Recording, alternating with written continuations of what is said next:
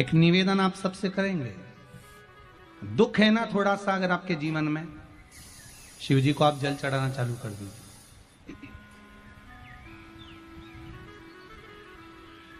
शंकर भगवान को आप जल चढ़ाना प्रारंभ कर दो। अगर दुख है ना जीवन में, शिव जी को जल चढ़ाना प्रारंभ कर दो। और एक निवेदन और करेंगे, अगर दुख समाप्त ही नहीं हो रहा है, कोई बीमारी एक पूरी होती है दूसरी लग जाती है, दूसरी बीमारी पूरी होती है तीसरी लग जाती है, तीसरी बीमारी पूरी होती है चौथी लग जाती है, कुछ प्रॉब्लम चली रही है, तो एक जल के पात्र में जल लीजिए, कलश लोटा पानी का भर लीजिए और उस पात्र में चावल के 2 दाने डाल लीजिए, अक्षत के 2 दाने डालिए।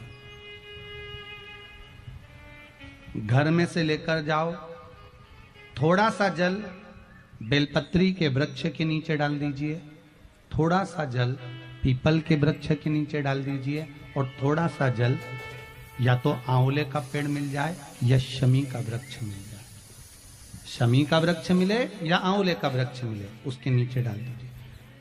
3 जगह पर अगर कोई बीमारी ऐसी हो गई कि वो समाप्त नहीं हो रही, बड़ी बड़ी तकलीफ, मतलब एक बार दवाई अगर चालू हो गई तो दवाई बंद ही नहीं हो रही है, तो उसके लिए आपको 3 जगह पर जल चढ़ाना प्रारंभ कर दो। मात्र 1 हफ्ते से ज्यादा चढ़ाना भी नहीं पड़ेगा। जैसे 1 हफ्ते आप टेबलेट लेते हो, गोली लेते हो, 1 हफ्ते चढ़ाना प्रारंभ कर दो। सबसे पहले बेलपत्री के पेड़ के नीचे क्या करना है, जल का पात्र लेना है, उसमें 2 दाने चावल के डालना, 2 दाने अक्षत के डालिए। पहले बेलपत्री के पेड़ के नीचे जाओ, वहां जल चढ़ाओ, फिर जाइए पीपल के वृक्ष के नीचे, वहां जल चढ़ाइए, आखिरी में या तो शमी के नीचे या फिर आंवले के नीचे, इन दोनों में से कोई एक वृक्ष जिसके नीचे। पर 1 हफ्ते अगर आपने आंवले में चढ़ाया है तो आंवले में ही चढ़ाना, शमी में चढ़ाया है तो शमी में चढ़ाना है। ये बदल के मत चढ़ाना कि आज मैं शमी में चढ़ा देती हूँ कल आंवले में चढ़ा दूंगी, ऐसा नहीं। कितना सुंदर कहा है। जब जिंदगी बहुत संघर्ष में चल रही हो, बहुत दुख का जीवन चल रहा हो, बहुत कष्ट का जीवन चल रहा हो, बहुत कष्टमय जीवन चल रहा हो, तब शमी के 5 पत्ते, शमी के 5 पत्ते, एक दुर्वा के साथ 1 अक्षत चावल का 1 दाना, वो भी हल्दी में भिंगोया हुआ हो या केसर में भिंगोया हुआ हो, शमी पत्र 5, 1 दुर्वा, 1 चावल का दाना, जो दिल से हृदय से बेलपत्री के वृक्ष के नीचे पार्थिव लिंग का निर्माण कर कर मट्टी का शिवलिंग बनाकर प्रदोष काल में, मतलब शाम के समय पर शिवलिंग बनाकर उस पे जल चढ़ाकर, जो ये 5 शमी का पत्र, 1 दुर्वा और 1 चावल का दाना, अपनी कामना कर कर जो दुख चल रहा है बाबा से विनय कर कर 1 पत्ता जब समर्पित कर दे, फिर 1 दुर्वा समर्पित कर दे, फिर 1 चावल का दाना समर्पित कर दे और बाबा का वहीं पर पुनः विसर्जन कर दे, 3 महीना तो जाने दो, 15 दिन के अंदर वो दुख कटता जरूर है, चाहे कोई भी दुख, किसी भी तरह का दुख क्यों। 1 बेलपत्र के वृक्ष की परिक्रमा करने वाले को हजारों अश्वमेध यज्ञ का फल प्राप्त हो जाता है, हजारों अश्वमेध यज्ञ का फल प्राप्त हो जाता है। उसी तरह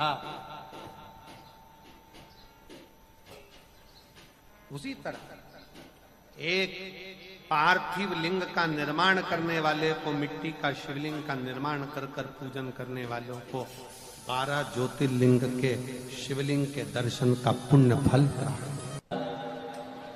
जो इंद्रियां हैं,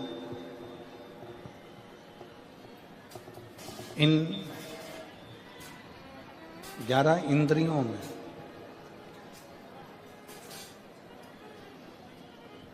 केवल एक भगवान शिव की अविरल भक्ति धारण करने के लिए ये इंद्रियां आप और हमको मिली, चाहे वो ज्ञान इंद्री हो, चाहे वो कर्म इंद्री हो, चाहे वो मन। कोई कह रहा था कि गुरुजी, शंकर जी के मंदिर में जाने से, भगवान शंकर के मंदिर में पहुंचने से, जाने से क्या हमारा दुख कट जाता है?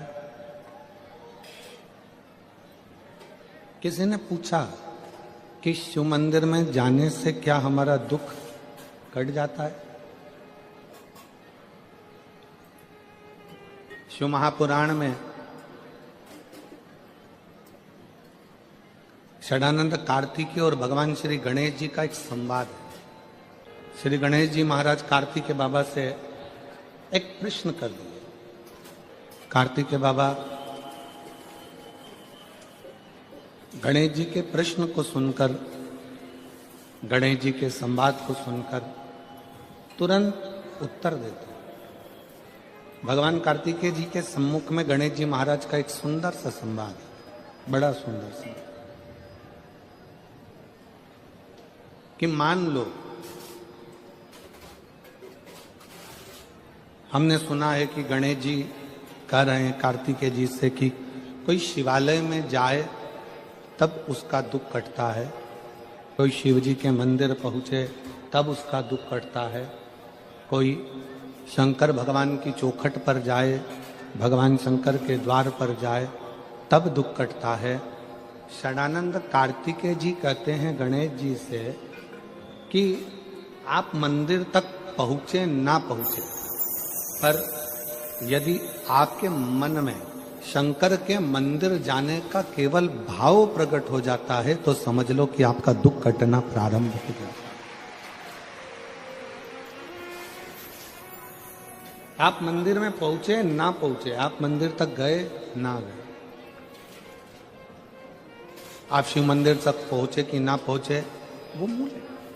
पर आपके मन में जब, जिस समय पर आपके मन में भाव प्रकट हो जाता है, जिस समय पर आपके मन में ये उत्पन्न हो जाता है कि मुझे शंकर के मंदिर में जाकर एक लोटा जल चढ़ाना, मुझे शिव जी की चौखट तक जाना, जैसे हमारे मन में जब भाव उत्पन्न होता है, हमारे मन में कोई भगवान की अविरल भक्ति का, दर्शन का, पूजन का, जल का, कथा का जब भाव उत्पन्न होता है तो उसको पूर्ण करने वाले आप नहीं होते, उसको पूर्ण करने वाला तो देवाधिदेव महादेव स्वयं होते। आपकी कामना क्या है?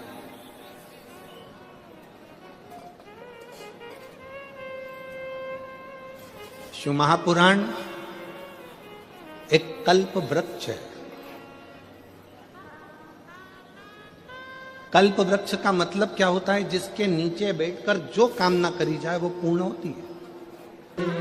यहां कोई दूसरा नहीं है। शिव महापुराण पंडाल, शिव महापुराण जिस भूमि पर होता है 7 दिन वो भूमि, तुम पंडाल में जगह नहीं मिले, हमने पहले भी कथाओं में कहा, अपने साथ में लेकर चला करो एक छाता, 2 पानी की बोतल, एक बिछाने का और एक ओढ़ने। 2 पानी की बोतल किसके लिए? एक अपने लिए, एक अपनी अड़ोसन, पड़ोसन, पीछे वाली धड़ोसन के लिए। अपन किसी को कुछ नहीं दे सकते, अपनी पड़ोसन को थोड़ा सा पानी तो पिला सकते हैं। पंडाल में किसी का मुख झूठा करा देना, समझ लेना कि भोलेनाथ ने तुम्हारा भंडार खोलना प्रारंभ कर दिया। किसी का मुख झूठा करा देना, एक जरा सी टॉफी खिला दी, कोई ने बिस्कुट खिला दिया, कोई ने कोई सामान घर से बना कर लिया, कई लोग पूड़ी लाते हैं, कोई चाय पिलाता है, कोई कॉफी पिलाता है, कोई दूध पिलाता है, कोई सामग्री लाता है, रात दिन लोग सेवा करते। ये शिव महापुराण का पंडाल नहीं, ये कुबेरेश्वर बाबा का कल्प वृक्ष है, जिस वृक्ष के नीचे बैठकर जो मांगा जाता है वो प्राप्त हो जाए, वो प्राप्त हो। आप सब बैठकर जो भगवान शंकर की अविरल भक्ति करते हो, भजन करते हो, स्मरण करते हो, कीर्तन करते हो, ये उसका रास्ता। किस रूप में शिव यहां आते हैं, किस रूप में भोलेनाथ यहाँ बैठकर कथा का रस तत्व ग्रहण करते हैं, किस रूप में भगवान शंकर कथा का वाचन करते हैं, किस रूप में भगवान शंकर कथा करवाते हैं, ये वही जान सकते। शिव कथा कर रही है। कनक कुंडला, रत्नभद्र, यक्ष दोनों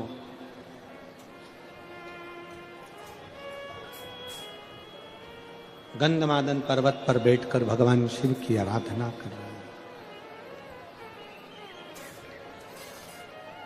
पार्वती जी ने भगवान शंकर से कहा कि ये आपके भक्त हैं, शिव उपासना करते हैं, इनकी झोली खाली रह जाए तो ये श्रेष्ठता कहाँ है।